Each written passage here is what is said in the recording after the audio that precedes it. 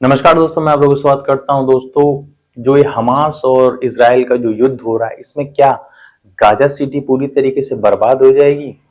क्या Gaza city में जो 25 से 30 लाख लोग रहते हैं वो एकदम बर्बादी के कगार पे पहुंच जाएंगे? दोस्तों, सवाल तो कई सारे हैं, लेकिन इसके जवाब अभी तक तो नहीं है। अगर बात की जाए गाजा सिटी के दोस्तों, तो गाजा सिटी 41 किलोमीटर लंबा और 12 किलोमीटर चौड़ा क्षेत्रफल है, जिसमें 25 लाख लोग रहते हैं, जिसे वर्ल्ड मतलब दुनिया के लोग गाजा सिटी को एक ओपन जेल कहते हैं, खुली जेल कहते हैं, क्योंकि इतने से छोटे से क्षेत्रफल में बहुत सारे लोग रहते हैं। अगर बात की जाए गाजा सिटी की, तो गाजा सिटी का पूरा कंट्रोल इसराइल के हाथ में, चाहे वो खाने की बात कर ले, चाहे उनके पीने की बात कर ले, चाहे उनके मेडिकल की बात कर ले, चाहे किसी भी तरीके से आना जाना सब कुछ एक तरह से कंट्रोल आपका इसराइल करता है। मतलब पूरी तरीके से कंट्रोल इसराइल का ही रहता है। और दोस्तों, अगर बात की जाए जो हमास और जो ये इसराइल का जो युद्ध हो रहा है, सबसे बड़ा सवाल तो ये उठता है दोस्तों कि जो हमास ने इसराइल पे मिसाइलें दागी, उसमें उनकी मदद किसने की? क्योंकि हमास इतना पावरफुल तो नहीं है कि उसके पास इतना एडवांस टेक या एडवांस मिसाइल्स या एडवांस जैसे वेपन्स आ जाए उनके पास। किसी ने तो उसकी मदद की हुई, क्योंकि उन्होंने मिसाइल भी दागी प्लस पैराग्लाइडर के साथ आए और उसके साथ भी मिसाइल दागी, जिसमें करीबन 900 लोग मारे गए और 1000 व्यक्तियों को हमास के आतंकवादी लोगों ने बंदी बना लिया और बंदी बना के गाजा सिटी में ले जाके रख दिया दोस्तों। और जिसपे वो ये मांग कर रहे हैं, हमास के जो चीफ हैं उसकी मांग ये कर रहे हैं कि हमें जो इसराइल में जो फिलिस्तीनी बंद है जेलों में, आप उनको छोड़ दोगे तो मैं इन्हें छोड़ दूंगा। कहने का मतलब है कि वो आदान प्रदान करना चाह रहे हैं लोगों के बदले लोगों को, वो भी व्यक्तियों की बात हो रही है दोस्तों। जिसके बाद दोस्तों जो वहाँ के डिफेंस मिनिस्टर हैं उन्होंने एक बात कही है कि हम अब जो गाजा सिटी है उसका पूरी तरीके से हर एक चीज को रोक देंगे, चाहे वो फूड हो जाए, चाहे वो बिजली की बात हो जाए, चाहे फिर वो आने जाने की बात हो जाए, फिर किसी तरह की बात हो जाए, सब कुछ का वो एक तरह से लॉकडाउन लगा देते हैं। पहले ये जानना जरूरी होगा दोस्तों कि इस अटैक के पहले क्या वो इसराइल के जो लोग हैं वो क्या गाजा सिटी को सुविधा मुहैया कराते थे? तो दोस्तों उसका जवाब है नहीं, क्योंकि दोस्तों अगर बिजली की बात करें तो 24 घंटे में केवल इसराइल उनको 4 घंटे बिजली देता था। और खाने की बात की जाए दोस्तों, तो अगर मैं आपको एक उदाहरण देता हूँ कि जैसे अगर आप या मैं अपनी बात करता हूँ, अगर मैं 2 रोटी खाता हूँ तो इसराइल के लोग जो 2 रोटी खाते थे उन्हें 1.5 रोटी देते थे, कैलोरी कम करते थे, भूखमरी के कगार पे लाते थे, जिससे मतलब जितना कम देंगे तो ऑटोमेटिक आदमी कम खाएगा तो ऑटोमेटिक वो मरेगा। अगर रोजगार की बात की जाए तो अगर ये लोग रोजगार के लिए इसराइल पे जाते थे तो उन्हें वहां पे बंदी बना दिया जाता, और अगर अपने हकों की बात भी करते थे या प्रोटेस्ट भी करते थे तो उन्हें किसी न किसी तरीके से मरवा दिया जाता था या अपने जेलों में बंद कर दिया। तो कहने का मतलब है कि अगर इसराइल जो ये बताना चाह रहा है कि मैं उनसे पहले से देखता था, तो वो अपना ये जो जो दोहरा चेहरापन दिखाना चाह रहा है वो मत दिखाए दोस्तों।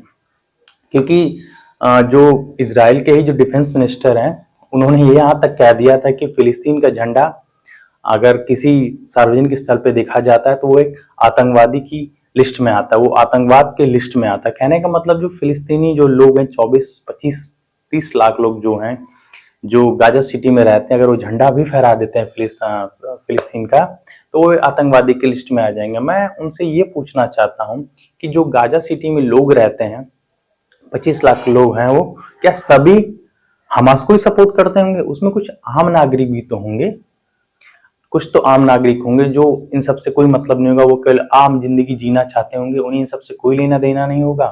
क्योंकि दोस्तों उनका अपने ट्रैवल बंद कर रखा है, उन्होंने जहाज के माध्यम से जा सकते हैं ना वो पानी के जहाज के माध्यम से जा सकते हैं, उनका अपने मेडिकल सुविधा रोक रखा है, या उनको अगर कुछ काम की बात होती है आप काम भी नहीं करने देते, इंडस्ट्री एरिया है नहीं वहां पे, आप कोई बिजनेस सेटअप कर नहीं सकते। कुल मिला जुला के पूरा कंट्रोल आपका गाजा सिटी पे है। और दोस्तों जो इसराइल के पीएम हैं नेतन्याहू, उन्होंने एक बयान दिया जिसमें उन्होंने ये कहा कि हम युद्ध नहीं चाहते थे, हम पे युद्ध थोपा गया है दोस्तों। तो मेरे कहने का मतलब है कि युद्ध उन पे थोपा गया है, तो क्या इससे पहले युद्ध की स्थिति नहीं थी? क्या आपने इसराइल के आप इसराइल के जवानों को क्या गाजा सिटी में आप लोग नहीं भेजते थे प्रताड़ना के लिए फिलिस्तीनियों को? या वेस्ट बैंक में जो हालात चल रहा है जहाँ पे आप लोग बसिंदों को बसा बसा के वहां इस तरह का युद्ध करवा रहे हैं, वो चीजें नहीं था। आपने वहां पे वेस्ट बैंक की पानी की सुविधा भी रोक रखी है, वहां पे पानी भी वहां खरीद के पीना पड़ता है आज भी। तो ये सब दोहरा मापदंड मत दिखाइए। अब दोस्तों बात करें अगर गाजा सिटी की, तो क्लियर सी बात है दोस्तों कि अगर इजराइल आज पूरी तरीके से गाजा सिटी को बर्बाद भी कर देता तो कुछ होने वाला नहीं, क्योंकि वेस्टर्न देश इजराइल के साथ हैं, वेस्टर्न देश इजराइल के साथ हैं, अरब कंट्री भी इजराइल के साथ ही हैं। आज नहीं कल उनका रिश्ते अच्छे हो जाएंगे। और जो हमास ने जिस तरह की हरकत कर रखी है वो भी एक कारण है कि अगर वो बर्बाद भी कर देता है इजराइल उसको, गाजा सिटी को, तो भी कोई कुछ कर नहीं पाएगा। क्योंकि अगर कई लोगों ने जो हमास जिसने इस तरह का जो मतलब हरकत किया है उसको कई लोग जस्टिफाइड कर रहे हैं कि वो तो अपने जमीनों की हकों की बात कर रहा है। तो दोस्तों मैं उन लोगों से ये कहना चाहूंगा कि ठीक है, मानता हूं कि उनके साथ बर्बरता हुई है, उनके साथ गलत हुआ है, लेकिन किसी भी मांग करना, किसी के बच्चे को मार के या किसी की बुजुर्गों को मार के या लोगों को, आम नागरिकों को मार के अपने हकों की बात नहीं की जा सकती। और एक पॉइंट और कहना चाहूंगा, जब वो एक औरत थी जिनको आपने नग्न अवस्था में लेटी थी और उनके ऊपर पैर रख के अल्लाह अकबर के नारे लगा रहे, तो क्या वो सही था? उससे आप कहाँ फिलिस्तीनी लोगों का हक को वापस कर रहे हैं? आपने तो और उनकी मुसीबतों को बढ़ा दिया, क्योंकि इस तरह की घटना के बाद पूरी तरीके से आपका पूरा विश्व आपके खिलाफ है। भले आप अपने हक की ही बात करें, लेकिन हक की बात करने का भी तरीका बहुत होता है दोस्तों, बहुत तरीके हैं हकों की बात करने के।